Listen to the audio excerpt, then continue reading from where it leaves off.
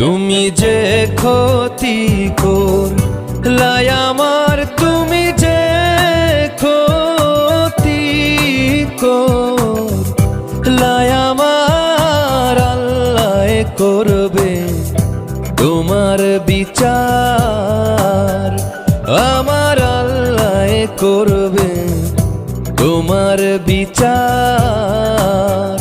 তুমি অনেক দিন কাঙ্গাইলার বন্ধু, কাঙ্গায়ও না বেশি আর, আল্লাহ করবে তোমার বিচার। আমার আল্লাহ করবে তোমার বিচার।